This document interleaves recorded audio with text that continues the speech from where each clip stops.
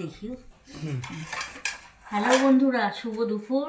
আজকে তো জানো কালকে থেকেই আমি মোবাইলে ছেড়ে দিয়েছি তোমার দাদার আজকে জন্মদিন, মানে আমার হাজব্যান্ডের আজকে জন্মদিন। দুপুর আজকে সিম্পল একদম ঘরোয়া। কেন আমি দাদা জন্মদিনের দিন আমি রান্নাটা করি না, মানে মাংসটা খাই না আমরা কেউ, আর দাদাকেও দিই না। একদম ঘরোয়া, একদম দাদারও টাইম ছিল না, যেটুখানি রান্না করেছি দাদাকে করে দিতে পেরেছি। ঘরে যা যা ছিল দাদা শুধু একটু মাছটা এনে দিয়েছে সকালবেলা, তাই এ দেখো ভাত আছে, 5 রকম ভাজা করেছি। এই যে ফুলকপি, আলু ভাজা, মাছ ভাজা, কুমড়ো ভাজা, বেগুন ভাজা। দাদাই ভাজা দিয়ে অর্ধেক খাওয়া হয়ে যাবে। আলু ফুলকপির রসা করেছি মাছ দিয়ে, লাউ ঘন্ট, ডাল।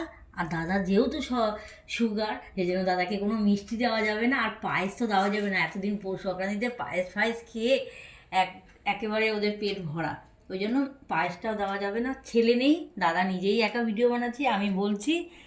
প্লিজ তোমরা দেখো, ভালো লাগলে লাইক করো, শেয়ার করো আর সাবস্ক্রাইব